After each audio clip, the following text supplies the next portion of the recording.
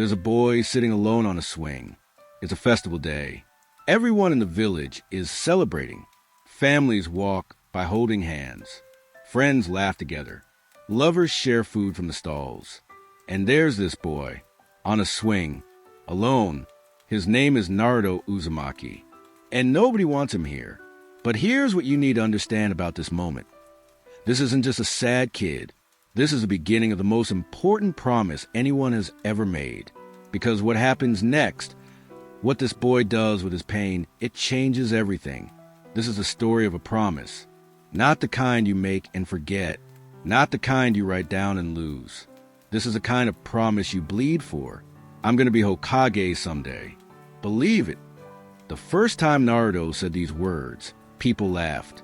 And can you blame them? This is a kid who can't even do a basic clone jutsu. A kid who fails his graduation exam. A kid that teachers have given up on. But more than that, this is a kid that an entire village has decided to hate. See, 12 years before this moment, a demon fox attacked the Hidden Leaf village. The fourth Hokage, the greatest hero the village had ever known. He gave his life to seal that demon away. He sealed it inside a newborn baby. He sealed it inside Naruto. And the village, they couldn't separate the boy from the beast. So when Naruto said, I'm going to be Hokage, they didn't just hear ambition. They heard delusion. They heard the monster pretending to be human. They heard everything they feared, claiming to want everything they loved. But Naruto, he didn't know any of this yet. All he knew was the loneliness, the stares, the whispers that stopped when he got too close. He knew that when he walked into a store, people tensed up. He knew that when he sat down next to someone, they moved away. He knew that no matter how loud he yelled, no matter how much he painted the Hokage faces, no matter what he did, he was invisible in the worst way possible. People saw him. They just wished they didn't. So why did he make this promise? Why did this lonely, hated, failing kid decide he wanted to be Hokage? Because Naruto understood something that no one else did. The Hokage isn't just the strongest ninja. The Hokage is the person the entire village acknowledges. The person everyone looks up to. The person who belongs. Naruto didn't just want power. He wanted to be seen. He wanted to matter. He wanted someone, anyone, to care if he existed. So he made a promise. To himself. To the village that hated him. To the world. I'm going to be Hokage someday. And here's the thing about Naruto. He meant it. Night of the graduation exam. Naruto fails. Again. He's sitting there, holding a headband. And for the first time, we see something different in his eyes. Not determination. Not defiance. Defeat. And that's when Mizuki shows up. A teacher. An adult. Someone who actually speaks to him. Mizuki tells him there's a way to pass. Steal Forbidden Scroll. Learn one jutsu from it. Come back. And Naruto does it. Because when you're that desperate to belong, you'll believe anyone who gives you hope. But it was a trap. Mizuki never wanted to help him. He wanted to use him. And when Naruto realized this, when he learned the truth about the Nine Tails, about why everyone hated him, everything should have ended right there. This is the moment where most people break, where the pain becomes too much, where you stop believing in promises. But then Iruka showed up, Iruka Yumino, a Chunin instructor, nobody special, just a teacher who was also an orphan, who also lost his parents to the Nine Tails, who had every reason to hate Naruto, and instead he protected him. Mizuki threw a giant shuriken at Naruto, and Iruka jumped in front of it. This man took a blade in his back for a kid the whole village despised. And then he said something that changed everything. Naruto, you're nothing like that fox. You're a member of the Hidden Leaf village. You're one of my students. You're a fine shinobi who knows what it means to endure pain. One person. That's all it took. One person who saw him not as a demon, but as a boy. Not as a curse, but as a student. Not as something to fear, but as someone to protect. Iruka gave Naruto his own headband that night. And when he did, Naruto didn't just pass the exam. He learned what it meant to be acknowledged. And the promise? It got stronger. Naruto got assigned to Team 7 with Sasuke Uchiha and Sakura Haruno, led by Kakashi Hatake. Sasuke was everything Naruto wasn't. Talented, skilled, from a prestigious clan. And Naruto hated him for it. But here's what's important. Naruto never gave up trying to surpass him. The Bell Test, the Land of Waves, fighting Zabuza and Haku. Every mission, Naruto was the underdog. Every battle, people counted him out. And every time he found a way, not because he was the strongest, not because he was the smartest, because he refused to let his promise die. When Haku trapped Sasuke in the ice mirrors, and everyone thought it was over, Naruto broke through.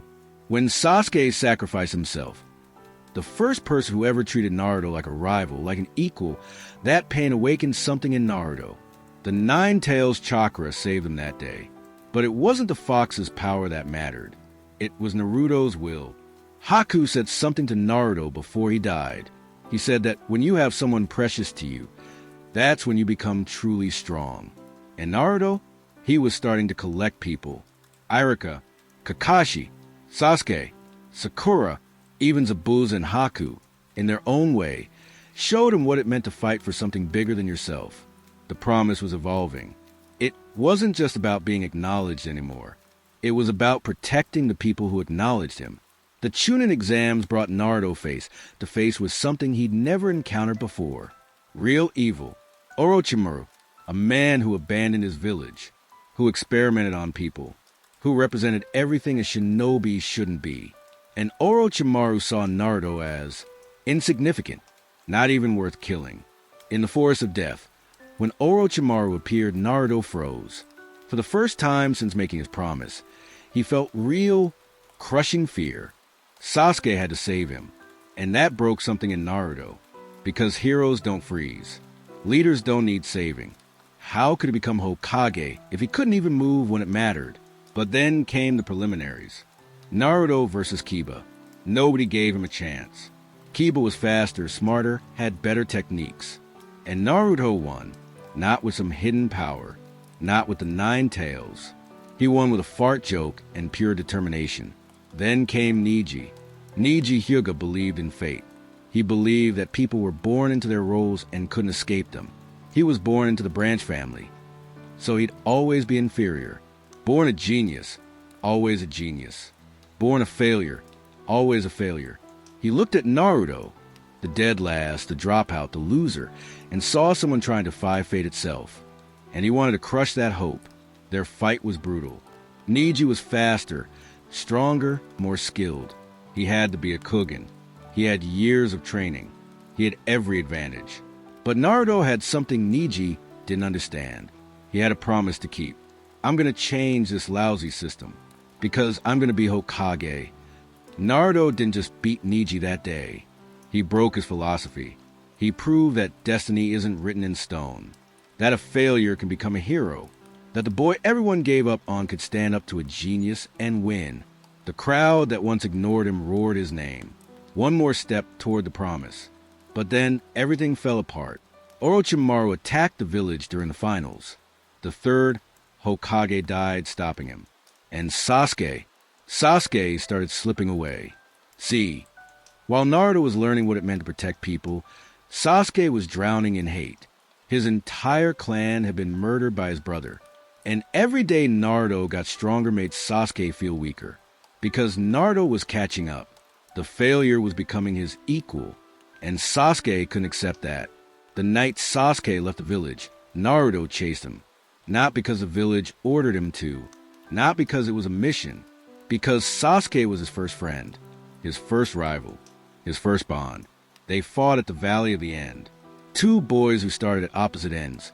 One with everything, one with nothing. Now standing as equals. Sasuke hit Naruto with everything he had. Naruto hit back harder. And in that moment, Naruto could have won. Could have brought Sasuke back. But he held back.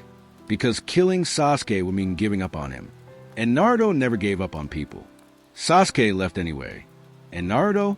He lay there in the rain, broken and defeated, having failed his first real promise to someone else. He promised Sakura he'd bring Sasuke back. And he failed. This is where most heroes would question everything. Where the promise would feel hollow. But not Naruto. He looked up at the sky, and made a new promise, not to replace the old one, to strengthen it. I'll bring him back, no matter what it takes, no matter how long. That's my promise of a lifetime. The boy who wanted acknowledgement was becoming the man who would never abandon anyone. 3 years passed. Naruto trained with Jiraiya, one of the legendary Sannin, the best of the best. But more than that, Jiraiya became something Naruto never had, a father figure. Jiraiya saw potential in Naruto that went beyond the Nine Tails. He saw a kid with an unbreakable spirit, a kid who could change people's hearts just by refusing to give up on them. He taught Naruto the Rasengan. He taught him about sage training. He taught him what it meant to be a shinobi. But the most important thing Jiraiya taught him, he taught him that the Hokage's job isn't to be the strongest. It's to protect everyone. To take the pain so others don't have to. To be the person who never breaks. So everyone else can feel safe. When Naruto came back to the village, he wasn't that loud, obnoxious kid anymore. Well, he was still loud and obnoxious. But he was also something more. Something dangerous. Something powerful. He saved Gaara from the Akatsuki. He faced opponents that should have crushed him. And every time he won, not because he was destined to, not because he was special, because he worked for it, because he bled for it, because he refused to let his promise die. And then came pain. Nagato, a man who experienced so much suffering that he wanted to make the whole world feel it. A man who believed peace could only come through pain. Pain destroyed the Hidden Leaf village, killed thousands. And when Naruto arrived, when he saw what had happened, he felt something he hadn't felt since he was that lonely kid on the swing. Rage. The Nine Tails nearly took over. Naruto nearly became the monster everyone feared. But then he remembered. He remembered Jiraiya. He remembered his promise. And instead of giving in to hate, he did something impossible. He asked Pain why. He listened to Nagato's story. He understood his pain. And then he said something that changed everything. I don't know the answer, but I'm not going to give up. That's my ninja way. Naruto didn't have a solution to end all war. He didn't have a perfect plan for peace. But he had something better. He had faith that he could find one. Faith that people could change. Faith that even someone like Nagato, someone who destroyed his village, could be reached. And Nagato believed him. A man who wanted to kill everything Naruto loved looked at this boy and saw something he'd lost long ago. Hope. Nagato used his last moments to revive everyone he'd killed. And he passed his dreams to Naruto. You are the chosen one, he said. But here's the truth. Naruto wasn't chosen by prophecy. He wasn't special by birth. He became special by never giving up, by keeping his promise when it would have been easier to break it. The entire village was restored that day. And when Naruto returned, something happened that he dreamed about his entire life. Everyone in the village, everyone who once hated him, feared him, ignored him, they lifted him on their shoulders. They chanted his name. They called him a hero. The boy who wanted to be acknowledged finally was. But the promise wasn't complete yet.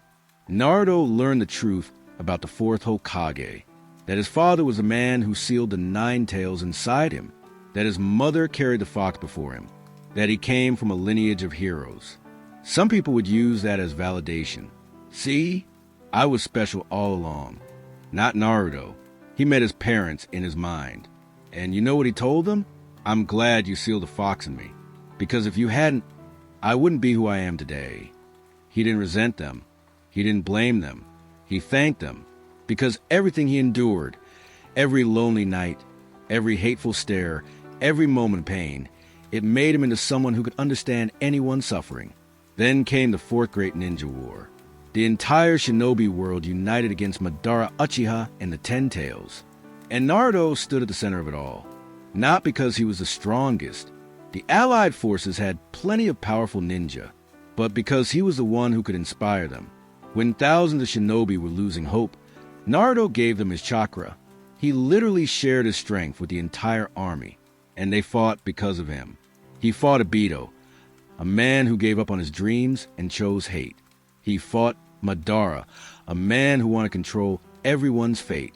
And alongside him was Sasuke, finally returned, finally fighting with him instead of against him. Two boys who started as rivals became the strongest team the world had ever seen. But even after defeating Madara, there was one more fight. Sasuke. Because Sasuke still believed the only way to change the world was through revolution, through destruction, through becoming the villain everyone could unite against. He wanted to kill the current Kage, including Naruto. And so they fought one last time at the Valley of the End, right where it started years ago. This wasn't about being the strongest anymore. This was about two different paths, two different promises.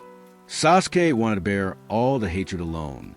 Naruto wanted to share the burden with everyone. They fought until they couldn't move, until they couldn't use jutsu, until all they had left were their fists. And even then, they kept swinging, not out of hate, out of love, because sometimes you have to fight the people you care about most to save them from themselves. When they finally fell, lying in pools of their own blood, Sasuke asked why. Why do you go so far from me? And Naruto's answer was simple. Because you're my friend. Not because of destiny. Not because of prophecy. Not because they were reincarnations of ancient warriors. Because Naruto kept his promise. He said he'd bring Sasuke back. And he did. Even if it meant beating sense into him one punch at a time. Years passed. The war ended. The world found peace. And Naruto, he kept growing. He married Hinata, the girl who saw him when no one else did, who believed in him from the very beginning. He had kids, built a family, and then one day, they called him to Hokage's office. The position was his if he wanted it. Naruto Uzumaki, the boy who failed the academy, the boy who couldn't do a basic clone jutsu, the boy everyone wanted to disappear. Hokage, when he put on that hat and stood on top of the Hokage building, looking down at the village, do you know what he saw? Not the people who once hated him, not the pain, not the loneliness. He saw every person who believed in him along the way. Iruka, Kakashi, Jiraiya, his friends, his family. He saw everyone he protected, everyone who protected him. And he saw that lonely boy on the swing, still there, still part of him, but not alone anymore, never alone again.